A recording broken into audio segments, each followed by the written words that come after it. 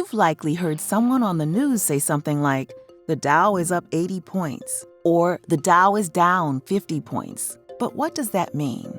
They're talking about the Dow Jones Industrial Average. The Dow is an average of the price of a selected group of stocks, also known as an index. Rather than a micro look at just a single company's performance, an index helps investors see the overall performance of the broader market. The Dow was first created by financial journalist Charles Dow in 1896, and it included just 12 companies. Over time, the index grew, and as of 2022, the Dow included 30 companies from 9 different sectors. The 30 companies in the Dow are considered market leaders in their sectors. If an individual company is underperforming in its sector, a committee may consider replacing it with another. For example, in 2018, GE, the last remaining original company in the Dow, had been underperforming its sector for several years. As a result, GE was removed to make room for the drugstore chain Walgreens.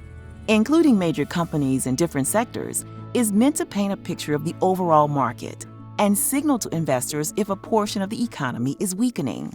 Keep in mind that the stock market is not the economy, but historically, the Dow has generally tracked U.S. gross domestic product, an overall measure of economic activity. While the Dow is meant to provide a snapshot of the stock market's performance, certain features may skew its outlook. First, the Dow's 30 companies are a pretty narrow slice of the U.S. stock market, which contains thousands of publicly traded companies. Having such a small view could distort what the broader market is signaling. Next, the Dow is price-weighted. This means companies with a higher share price have a larger effect on the average, regardless of the company's actual size. For example, Goldman Sachs was trading around $177 on May 12, 2020, while Pfizer was around $37. However, Pfizer's market capitalization was $207 billion compared to Goldman's $60 billion. This means that even though Pfizer is over 3 times larger by market cap, Goldman Sachs carries more weight in the index based on its share price. The Dow isn't the only popular index out there. Another popular one is the S&P 500, which features 500 companies from every sector. The S&P 500 is market cap weighted instead of stock price weighted. This means larger companies with a higher market cap have more influence over the index than smaller companies.